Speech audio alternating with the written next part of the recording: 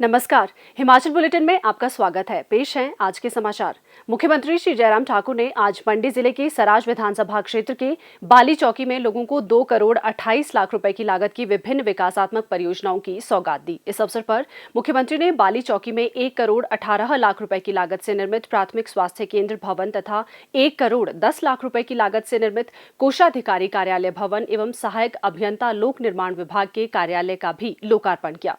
श्री जयराम ठाकुर ने कहा कि इतिहास में पहली बार किसी सरकार को कोरोना संक्रमण जैसे कठिन दौर का सामना करना पड़ा है। उन्होंने कहा कि प्रदेश सरकार ने इस चुनौती को न केवल सफलतापूर्वक पार किया बल्कि ये भी सुनिश्चित किया कि प्रदेश में विकास कार्य अवरुद्ध न हो और लोगों को किसी प्रकार की समस्या का सामना न करना पड़े।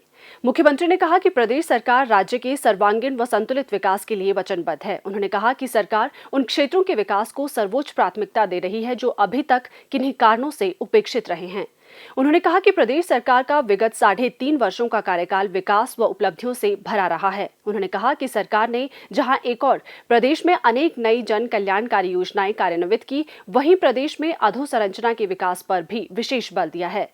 श्री जयराम ठाकुर ने कहा कि बाली चौकी क्षेत्र में 25 करोड़ 82 लाख रुपए की लागत से थलौट पंजाई सड़क स्तरोन्नत की जा रही है, जबकि बाली चौकी में 10 करोड़ रुपए की लागत से मिनी सचिवालय भवन का निर्माण भी किया जा रहा है। उन्होंने कहा कि बाली चौकी में ही 7 करोड़ रुपए व्यय कर सामुदायिक स्वास्थ्य केंद्र भवन के निर्माण के साथ साथ 4 करोड़ 50 लाख रुपए की लागत से सेरीकल्चर भवन का निर्माण भी युद्ध स्तर पर किया जा रहा है। मुख्यमंत्री ने कहा कि थलौट में ब्यास नदी पर बनने वाले पुल के लिए 14 करोड़ रुपए स्वीकृत किए गए हैं, जबकि बुराहा पंजाई वाया घाट मुहाट 11 किलोमीटर लंबी सड़क का निर्माण कार्य प्रगति पर है। मुख्यमंत्री ने कहा, आप लोगों के जिम्मे है भाइयों बहनों, ये आप लोगों को संभालना है। कहीं भी ऐसी स्थिति नहीं आनी चाहिए, कभी भी ऐसी स्थिति नहीं आनी चाहिए कि आप अपने विधायकों जिनके ऊपर प्रदेश का दायित्व है उनको इस बात के लिए कहे कि आप आओ समस्या का समाधान करो। आप स्वयं वर्षों से काम कर रहे हैं, यहाँ आप लोग संभालिए, विकास को मैं करूंगा।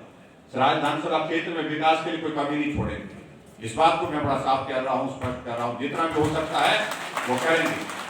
कोई भी इलाका सराज विधानसभा क्षेत्र का होगा। कई लोग हमारे विधानसभा के अंदर बोलने की कोशिश करते हैं, सार्वजनिक मंचों पर बोलने की कोशिश करते हैं, इस राज्य में हो रहा है। सराज का मैं विधायक और सराज के लोगों ने अगर विधायक नहीं बनाया होता तो मैं मुख्यमंत्री नहीं होता। इसलिए यहां पर काम करना, यहां पर विकास करना, ये मेरा दायित्व है। एक विधायक होने के नाते मेरा मूल दायित्व यह है कि सराज विधानसभा क्षेत्र का भी विकास हो। जहां भी जितना भी हो सकता, आज कोई भी आदमी आते हैं पूरे हिमाचल से, हर जगह से आते हैं। मैं इस बात को कहना चाहता हूं कि एक एक विधानसभा क्षेत्र में 200 करोड़ 150 करोड़ 250 करोड़ के उद्घाटन और शिलान्यास के कार्यक्रम एक साथ हो रहे हैं। और कभी दौर ऐसा आता था कि अगर 1 करोड़ की स्कीम होती तो मुख्यमंत्री के लिए उस स्कीम को बड़ा विचार करके रखते थे कि 1 करोड़ की स्कीम है, 2 करोड़ की स्कीम है, तो मुख्यमंत्री को लाकर उस स्कीम का उद्घाटन करने के लिए हम तैयारियां करते थे। आज 100 करोड़ के उद्घाटन और शिलान्यास वर्चुअल माध्यम से हमने किए हैं। 4000 करोड़ रुपए के उद्घाटन और शिलान्यास के कार्यक्रम हिमाचल प्रदेश के अन्य विधानसभा क्षेत्र में मैंने इस कोविड के संकट के दौरान किए। वहां जाना संभव नहीं था। हमने कहा अगर मैं आ नहीं सकता हूं, विकास रुकने नहीं देंगे। आपके विधानसभा क्षेत्र में हमने कहा कि हम वर्चुअल इस पर टेक्नोलॉजी के माध्यम से जुड़ करके वो उद्घाटन और शिलान्यास के कार्यक्रम हमने किए। श्री जयराम ठाकुर ने बाली चौकी में तीर्थन खड्ड पर 4 करोड़ 50 लाख रुपए की लागत से निर्माणाधीन पुल का भी निरीक्षण किया तथा अधिकारियों को इसका कार्य शीघ्र पूरा करने के निर्देश दिए। उन्होंने कहा कि इस पुल के निर्माण से मंडी जिले के बाली चौकी तथा कुल्लू जिले के बंजार क्षेत्र के लोग लाभान्वित होंगे।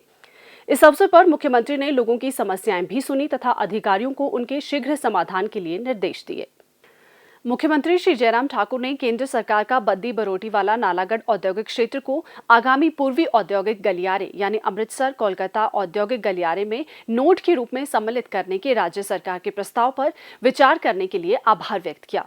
श्री जयराम ठाकुर ने कहा कि ये परियोजना लॉजिस्टिक्स की बेहतर सुगमता प्रदान करने के लिए महत्वपूर्ण साबित होगी और इससे राज्य में औद्योगिक विकास को गति प्रदान करने में मदद मिलेगी। उन्होंने कहा कि इससे राज्य के लोगों के लिए रोजगार के अवसर भी बढ़ेंगे। मुख्यमंत्री ने कहा कि राष्ट्रीय औद्योगिक गलियारा विकास एवं क्रियान्वयन प्राधिकरण की समीक्षा बैठक में राज्य सरकार ने बद्दी बरोटीवाला नालागढ़ औद्योगिक क्षेत्र को अमृतसर कोलकाता औद्योगिक गलियारे में एक संभावित एकीकृत विनिर्माण क्लस्टर के रूप में जोड़ने के प्रस्ताव पर प्रकाश डाला।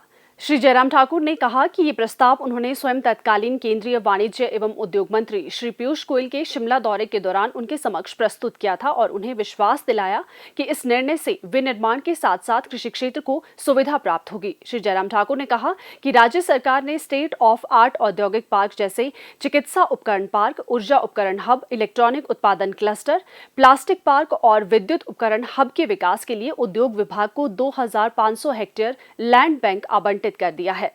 इसके अतिरिक्त राज्य सरकार ने 5000 करोड़ रुपए के निवेश से डिफेंस पार्क स्थापित करने के लिए एक समझौता ज्ञापन हस्ताक्षरित किया है।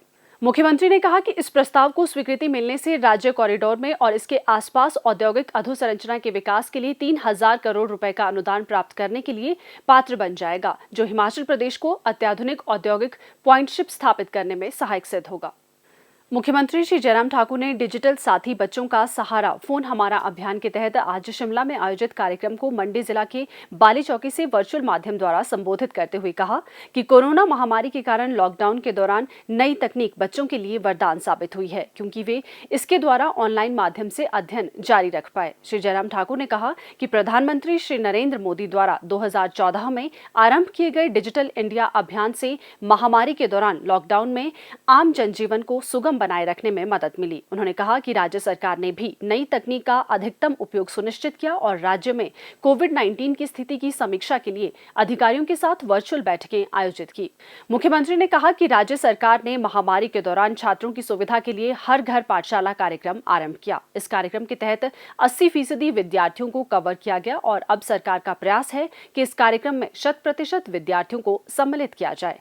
श्री जयराम ठाकुर ने कहा कि शिक्षा विभाग द्वारा डिजिटल साथी बच्चों का सहारा फोन हमारा अभियान समाज के आर्थिक रूप से कमजोर वर्गों के विद्यार्थियों को स्मार्टफोन प्राप्त करने की सुविधा प्रदान करेगा, ताकि वे बिना किसी बाधा से अपना अध्ययन जारी रख सके। मुख्यमंत्री ने औद्योगिक घरानों से जरूरतमंद विद्यार्थियों को उदारता के साथ स्मार्टफोन प्रदान करने के लिए आगे आने का आग्रह किया।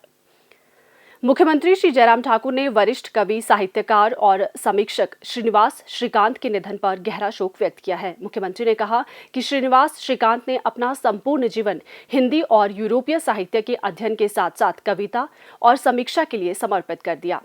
उन्होंने ईश्वर से दिवंगत आत्मा की शांति और शोक संतप्त परिवार के सदस्यों को इस अपूर्णीय क्षति को सहन करने की शक्ति प्रदान करने की प्रार्थना की।